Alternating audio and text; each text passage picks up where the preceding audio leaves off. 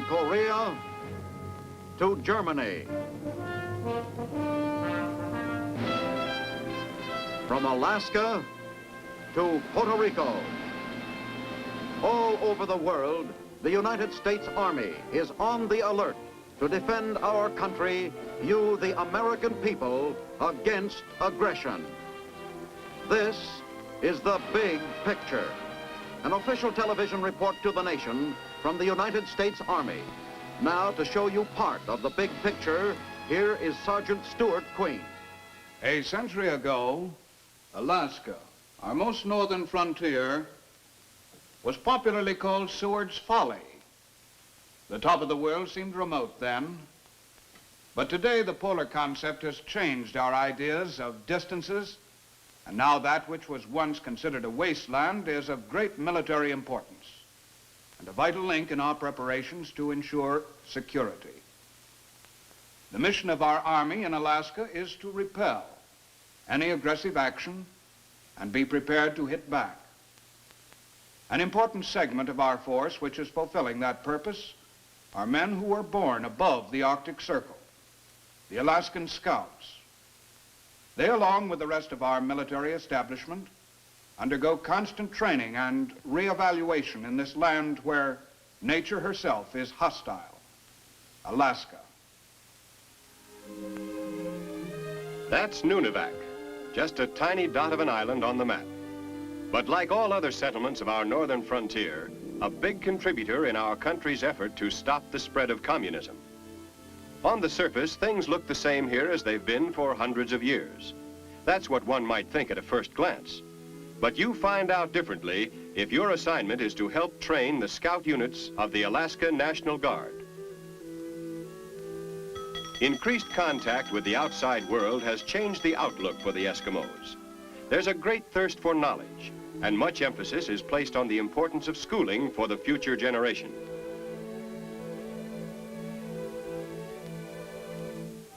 Making ends meet here is still a matter of living off the country, and prosperity for Eskimo families depends on the whims of nature. Seals are in great abundance and provide much of the winter's food supply. But this interest in the Arctic doesn't seem to meet with the approval of all its inhabitants.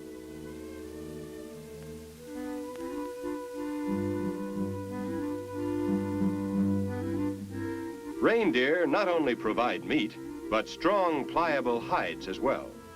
This leather is used in making most of the clothing in the Eskimo wardrobe.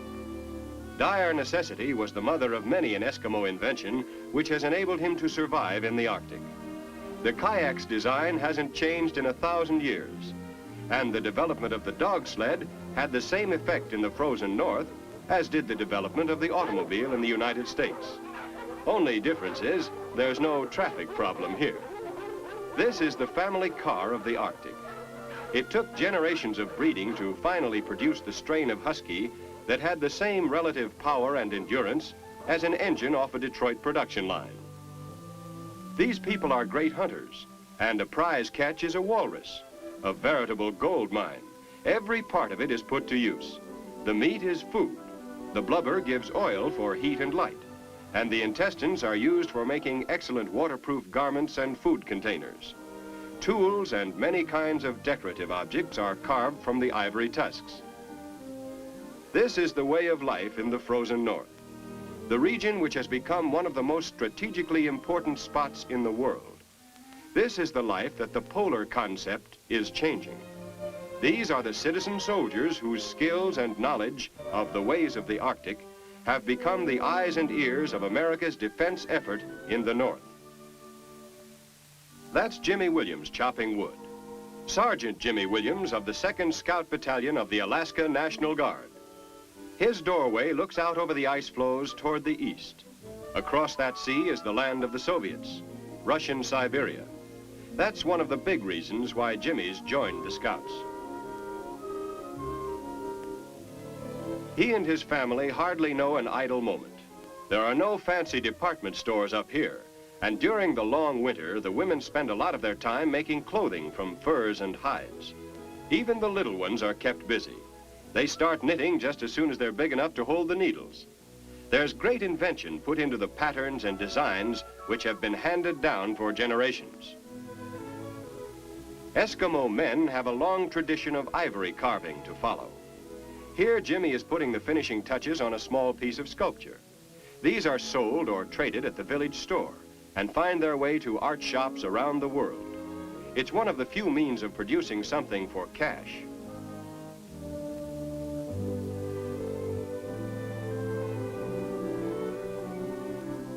Masks were used in religious dances and ceremonies. Today, they are a part of the folklore of the people, and the frightening of evil spirits is done more realistically with a gun. That's why nearly every Eskimo in Alaska has joined the National Guard, because they live so close to the evil spirits who threaten the existence of freedom in the world.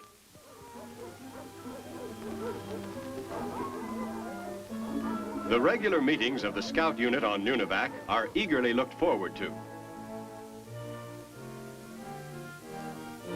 Wearing their uniforms, these men discuss ways and means of putting their particular talents to better use in the service of their government. Although the Eskimos are by nature a fun-loving people, there's a complete lack of frivolity when it comes to the serious business of learning to be a soldier. To them, it's an honor to be a soldier, and they are eager to learn to be good ones.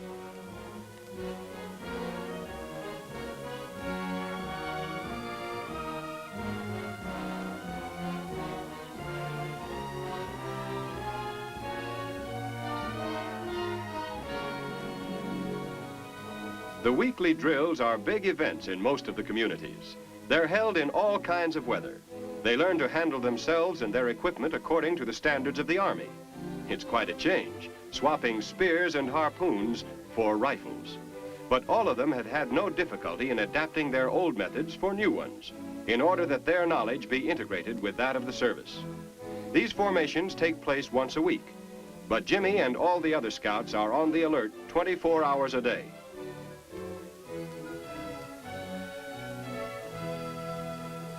But the important thing is putting into practice all that has been discussed in the classroom. And after the drill period, they dash off on a practice maneuver. The basic purpose of these units is gathering information and acting as harrying forces in the event of an enemy attack. Their on-the-spot presence would save valuable time needed to send regular troops should an enemy dare an invasion. To many of these men, the mythical enemy of this tactical problem is quite real. Perhaps one of the reasons that the Alaskan Territory has a higher percentage of enrollment in the National Guard than any state in the Union is that they live in the only part of the Western Hemisphere that was invaded in World War II. Early in 1942, Japanese forces landed on the Aleutian Islands of Attu, Agatu, and Kiska. It was only then that most of America became aware of the necessity of strengthening our power in the north.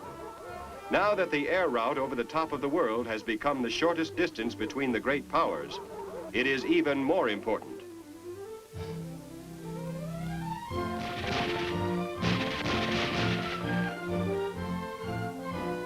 Their white wind suits give good camouflage as they advance over the drifts, just specks in the snow.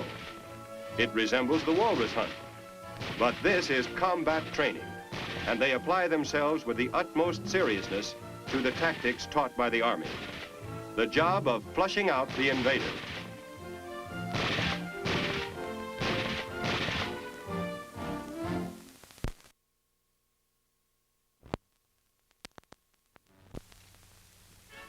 Household larders are stocked when word comes that the men will be going on a long trip. They're taking part in a field encampment at Fort Richardson, many miles to the south. Most of them have never actually seen the ways of modern life, and at last they'll get a chance to see things like automobiles and tall buildings. A last-minute chore is ensuring a good water supply. Like many of the things basic to Arctic living, it's a simple task. Just blocks of ice to be melted when needed. Finally, the day of departure. A ski-equipped plane appears on schedule, and the dogs make a lot of noise as they race it to the landing area. There are many airplanes in Alaska, but not many Eskimos get to fly in them, and it will be an exciting experience. All of the scouts are determined not to miss this unusual opportunity. Some will travel as much as 70 miles by sled or on foot to a place where they can be picked up. To the north, a group is assembled at Kotzebue. These men live within sight of Russian territory. The international date line runs near their village, and on Monday, they can look across the Bering Straits to where the day is Tuesday. Finally, all from the outlying areas have been assembled and equipped for the long flight south to Anchorage.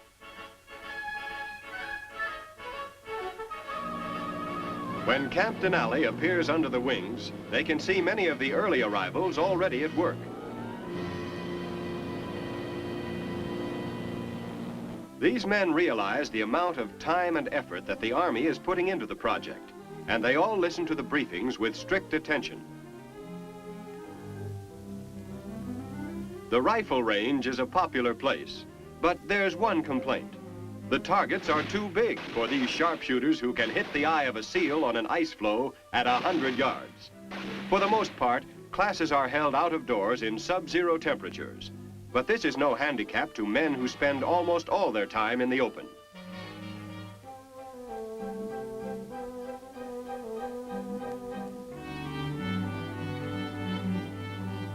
Many hours are spent learning to work as a team, learning to take advantage of all kinds of cover. In some parts of Alaska, there is no vegetation, and scouts from those areas found this a new experience. But their general application had the same elements of patience and observation which they practiced on their hunting expeditions.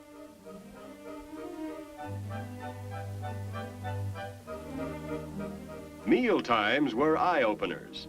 The usual diet of the Eskimos is dried fish and meat. Regular Army chow was one of the highlights of the encampment for all. It was a proud day for them and we who trained them when the scouts assembled and passed in review for their officers. They had the look of seasoned soldiers. But there was also a tinge of sadness, too, because it meant that it was time for them to leave Anchorage. Darkness comes swiftly above the Arctic Circle, and even though it was only late afternoon, floodlights had to be turned on when the units were addressed by Brigadier General John R. Noyes, Adjutant General for the Alaskan Command. He gave high praise to their progress. But this is only the end of a phase. Training goes on all through the year. At St. Paul's Island, for instance, there's a summer session. Many of the things which were learned at the Camp Denali encampment are put into practice. Outfits observe all the regulations and formalities of the Army. This kind of living is new to the Eskimos, and they like it. He makes a good soldier for the same reasons that he is a self-sufficient person. He is not afraid to admit that there is something that he doesn't know. And after things are explained, he practices by himself so that he won't impair the efficiency of the unit.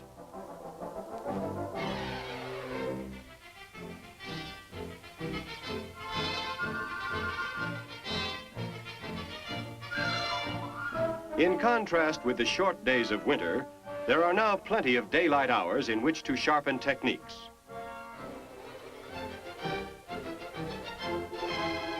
The program is designed to exploit the use of unfamiliar equipment. Entrenching tools are employed for digging foxholes and gun emplacements.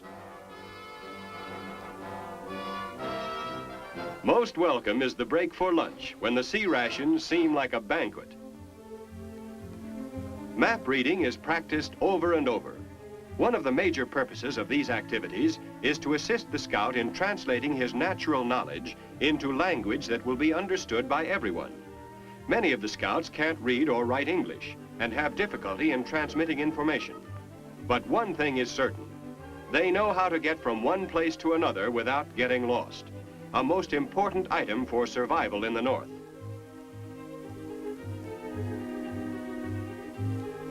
This mission is typical of the things that they work on, gathering information, or as their instructor put it at Camp Denali, go out and see what you can see and come back and say what you saw.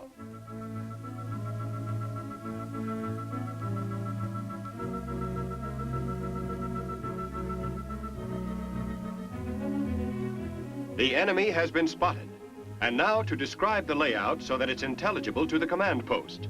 A walkie-talkie gives instant communication between the patrol and headquarters.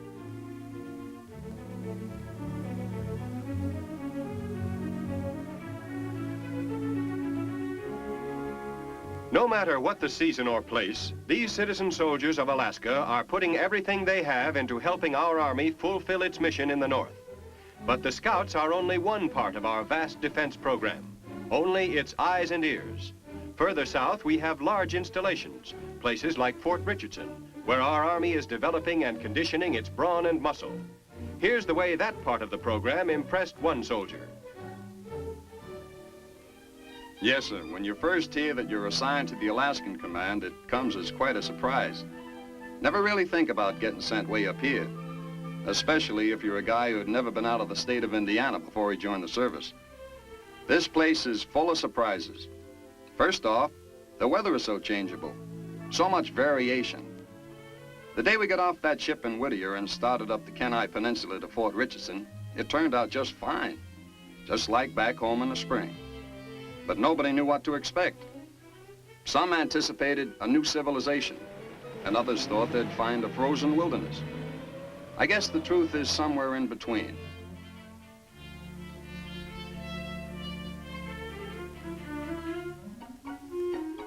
While enjoying the train trip, we were interviewed by a classification team and assigned to an outfit even before we got to Fort Richardson.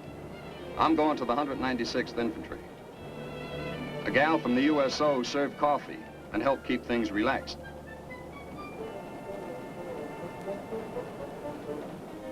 And there was another one of those Alaskan surprises.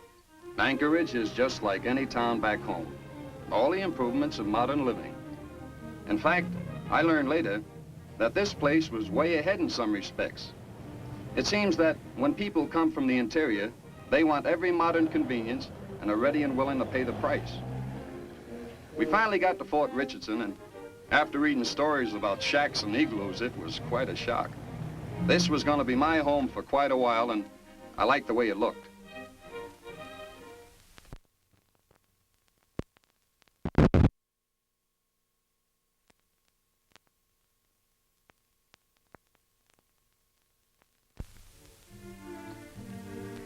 Yeah, things look pretty familiar, just like any other Army establishment.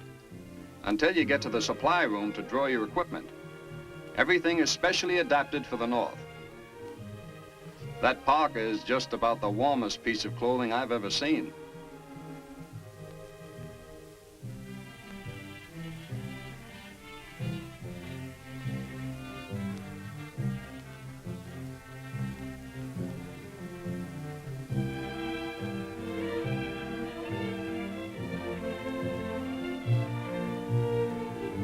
The correct size of gloves is extremely important up here. As a matter of fact, there's no detail too small to be important when it comes to Arctic gear. The slightest error can mean the difference between life and death.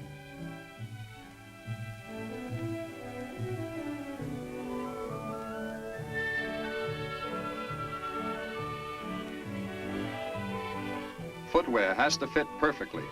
By that I mean, they can't be too tight or they'll cut off the circulation and encourage frostbite. If they're too big, your feet will blister.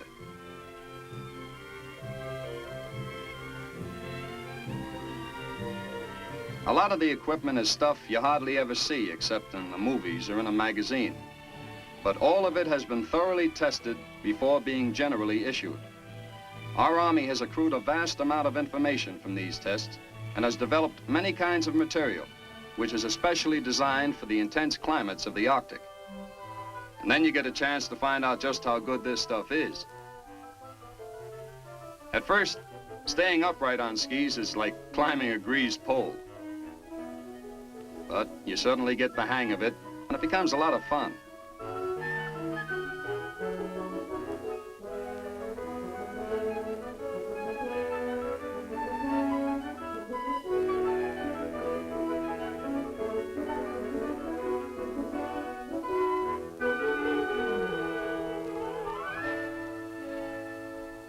A physical checkup is given periodically. Being in top condition is a vital necessity in this part of the world. One reason is the extremes of temperature. It can drop 40 degrees overnight without warning. The best means of fighting frigid weather is a healthy constitution.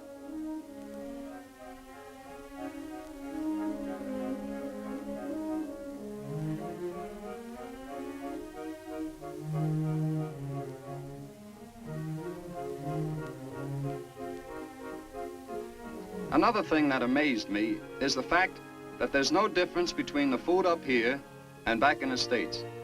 In spite of the fact that it's all carted thousands of miles, the menus are just the same.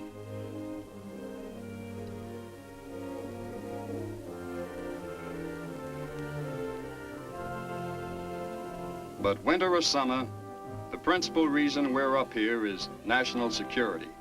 And most of the energy spent is in that direction. Maneuvers are held every season of the year to provide training for the different conditions which each season presents.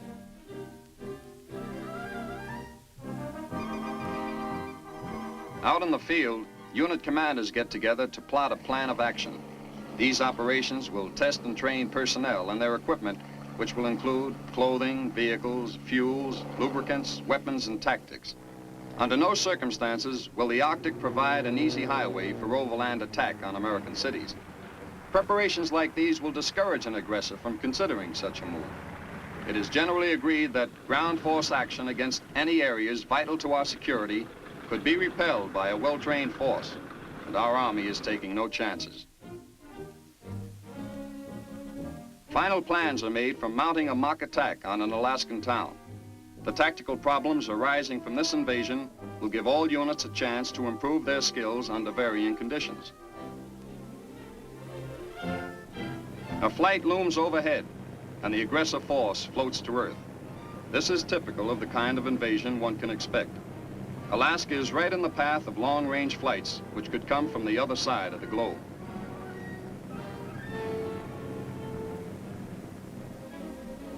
The spring thaw has turned the foothills into a sticky mass, which makes the going difficult for everyone, except the weasels. Like their animal counterpart, they have little difficulty in getting around in all kinds of terrain.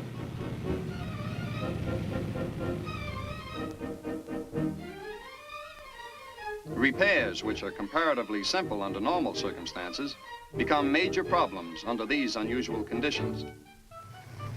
Changing a tank track requires a lot of perspiration and patience.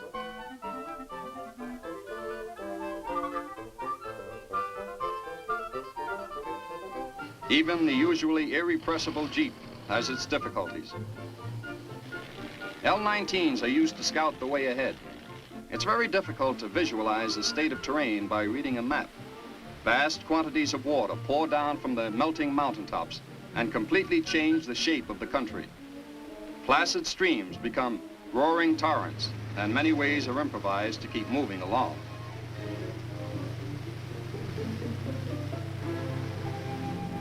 In accordance with the unexpected, a stream has swollen to the size of a river, and the engineers are called to provide a bridge. Boats are unloaded, while a bulldozer rearranges the riverbank to form a pierhead.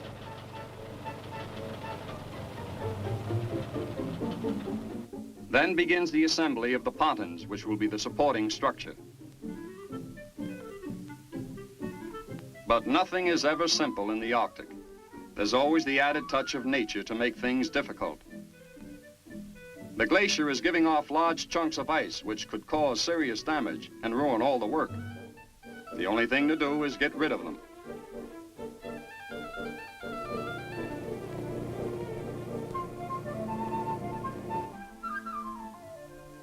Dynamite charges are placed in the floating hazards.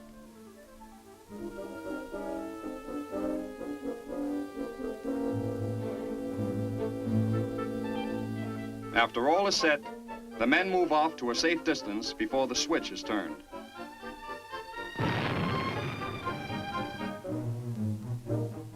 Work progresses swiftly now as the pontons are inflated and rowed into place. Another obstacle cleared by the ingenuity and skill of the engineers.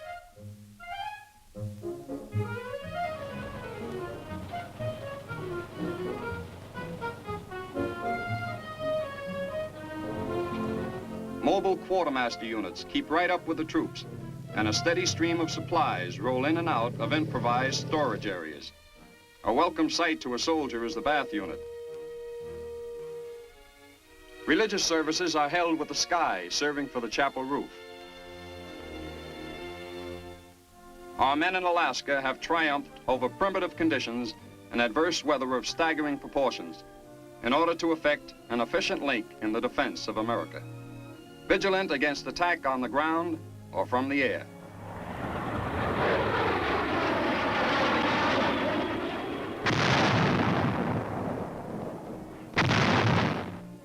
On a recent inspection trip, Army Chief of Staff General Matthew B. Ridgway led a delegation from the Pentagon. He saw and approved the results of our efforts to make the northern frontiers safe.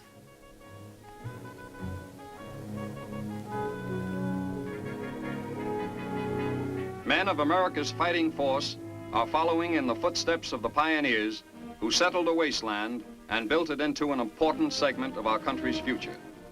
Once the object of derision, Seward's icebox is now a key link in our chain of security. The destiny of the United States could someday be at stake in the whistling winds and frigid air of the Arctic.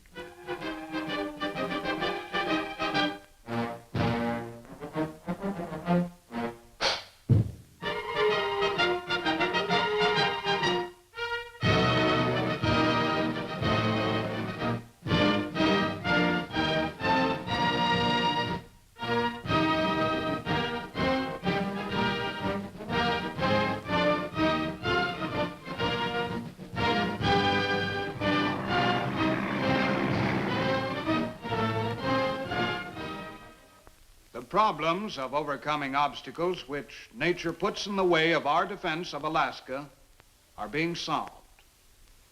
Despite most difficult conditions, men and equipment are learning the specialized tactics necessary for functioning in the Arctic at the peak of efficiency. Our Army is ever vigilant at the top of the world.